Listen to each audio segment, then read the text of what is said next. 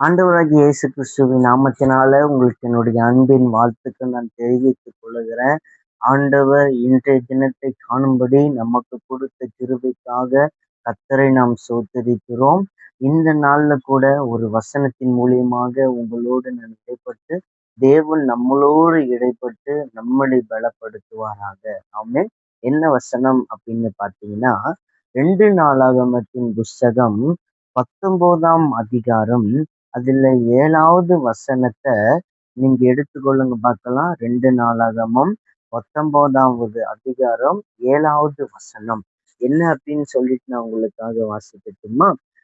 ஆதலால் கர்த்தருக்கு பயப்படுகிற பயம் உங்களிடத்தில் இருக்க கடவது. எச்சரிக்கையாயிருந்து காரியத்தை நடத்துங்கள். உங்கள் தேவனாகிய கர்த்தரிடத்திலே அநியாயமும் முகதாட்சணியமும் இல்லை, பரிதானமும் அவரிடத்தில் செல்லாது என்றார். ஆண்டவரை பாருங்க, ஒரு மனுஷனை கர்த்தர் ஆசீர்வதிக்கணும் அப்படின்னு விரும்பிட்டாருன்னா அவனை முதலாவது தேவன் சோதிப்பார். அவனை எந்த அளவுக்கு சோதிக்க முடியுமோ சோதித்து அவரை புடமிட்டு அவர் ஒரு ஒரு இடத்துக்கு வர்ற வரைக்கும் கர்த்தர் அவரை சோதிச்சு கொண்டே இருப்பார். அவர் சோதிக்கிற அந்த இடைப்பட்ட நேரத்துல அவர் கூட இருந்த ஒரு நபர் ஆசீர்வதிக்கப்பட்டு உயர்ந்துட்டாங்கன்னு வச்சுக்கோங்க. அப்போ இவர் சோதிக்கப்பட்டு கொண்டிருக்கிற அந்த நபருக்கு ஒரு காரியம் தோணும். ஏன் கர்த்தர் என்ன மட்டும் இப்படி சோதிக்கிறார்? எதுக்கு ஆண்டவர் என்ன மட்டும் இப்படி நடத்தணும்?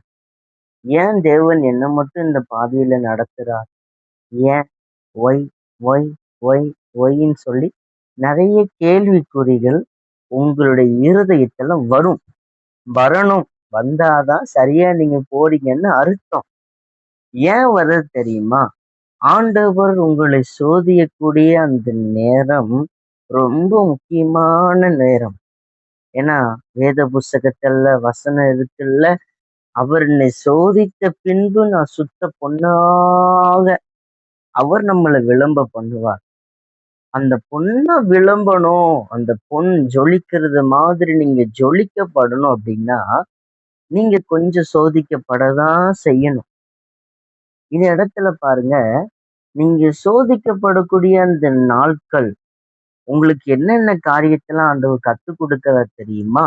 அந்த வசனத்தை நீங்க பார்த்தீங்கன்னா உங்களுக்கு தெளிவா தெரியும். ஆதலால் கர்த்தருக்கு பயப்படுகிற பயம் உங்களிடத்தில் இருக்க கடவுது. நீங்க சோதிக்கப்படுகிற அந்த பீரியட்ல உங்களுடைய இருதயத்துக்குள்ள ஒரு காரியம் முதலாவது வரும். கர்த்தருக்கு பயப்படக்கூடிய பயம் உங்க இருதயத்துல வரும். இல்லைன்னு சொல்ல முடியுமா? வரும். இந்த நாள்ல எவ்வளவுதான் உங்க கையில எந்த காரியமும் இல்லாம போனாலும் சரி, ஆனா உங்க உள்ளத்துல கர்த்தருக்கு பயப்படணும் அப்படிங்கக்கூடிய ஒரு காரியம் இருக்குல்ல, அந்த காரியத்தை கொண்டு வந்தது தேவன். உங்களை தகுதிப்படுத்துறார்.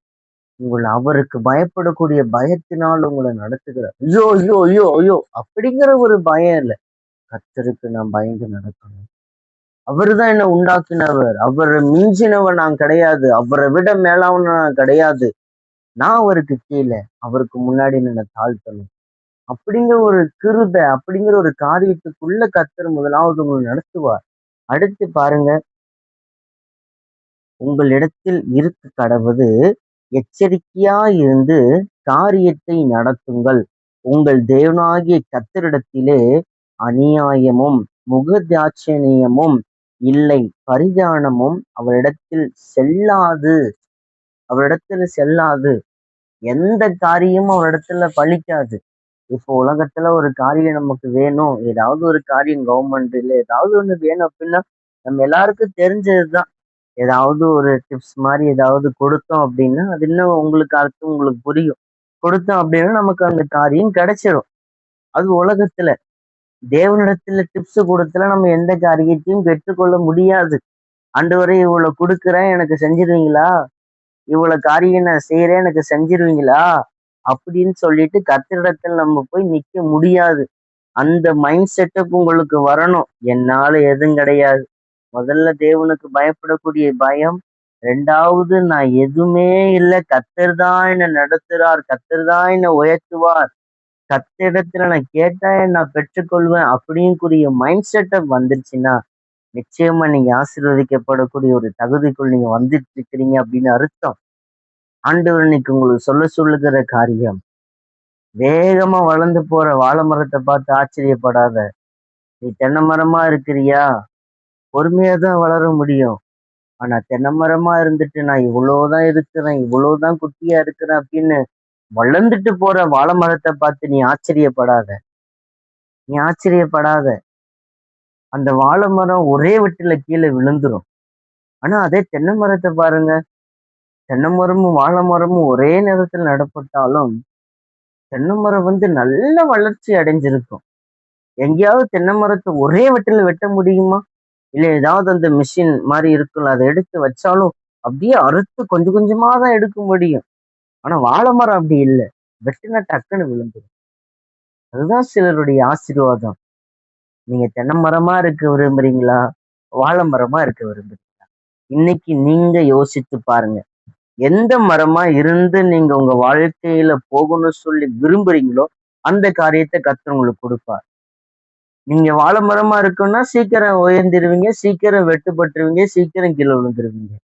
அதே நீங்க தென்னை மரமா இருந்தீங்கன்னா பொறுமையா வளருவீங்க. உங்கள கர்த்தர் சோதிப்பார். உங்களை கர்த்தர் புடமிடுவார். உங்க கனி அந்த தென்னை மரத்திலிருந்து வரக்கூடிய அந்த இளநீர் அத குடிச்சு நெறைய பேரு பாக்கியம் அடைவாங்க, ஆறுதல் அடைவாங்க, இளைப்பாறுவாங்க. அப்படிப்பட்ட ஒரு காரியம் வேணும் அப்படின்னு நீங்க காத்திருக்க தான் செய்யணும். அவசரப்படாதீங்க. எந்த காரியத்திலும் அவசரப்படாதீங்க. நிதானமா இருங்க. இந்த வசனத்துக்கு உங்கள அர்ப்பணிக்கிறீங்களா? ஆண்டவரே என்ன சோதிக்கிறீங்க, அதற்காக ஸ்தோத்திரம். நடத்துவீங்க, அதற்காக ஸ்தோத்திரம். சொல்றீங்களா? அப்படி இருக்க இடங்கள்ல கண்களை மூடி, ஆண்டவரே இந்த வசனத்துக்கு உம்முடைய பிள்ளைகள நான் அர்ப்பணிக்கிறேன். என்னை நான் அர்ப்பணிக்கிறேன். நீர் எங்களை சோதித்துக் கொண்டு இருக்கிறீர் ஆண்டவரே. அதற்காக உமக்கு ஸ்தோத்திரம். எங்களை வழிநடத்தப் போகிறீர். அதற்காக உமக்கு ஸ்தோத்திரம். எங்களை புடமிடுகிறதற்காக உமக்கு ஸ்தோத்திரம். எங்களை ஒரு ஸ்தானத்தில் போய் கர்த்தர் நிறுத்தும் வரையிலும் எங்களை எவ்வளவோ மிதிக்க முடியுமோ எங்களை மிதிங்கப்பா. எவ்வளவா எங்களை உருவாக்கணுமோ உருவாக்குங்க ஆண்டவரே. இந்த வசனத்திற்கு ஏற்றபடி நாங்கள் அர்ப்பணிக்கிறோம். நாங்கள் நிதானமாய் தேவனுடைய சித்தத்தை அறிந்து கர்த்தருக்கு பயப்படக்கூடிய ஆண்டவரே பயத்துல இருந்து ஆண்டவரே காரியத்தை நடப்பிக்க கர்த்தர் எங்களுக்கு உதவி செய்ய வேண்டுமா நாங்கள் ஜெபிக்கிறோம். உம்முடைய இரத்தத்தின் வல்லமைக்குள் எங்களை அர்ப்பணிக்கிறோம். இயேசு கிறிஸ்துவின் நாமத்தினால ஜெபிக்கிறோம். எங்கள் ஜீவனுள்ள பிதாவே.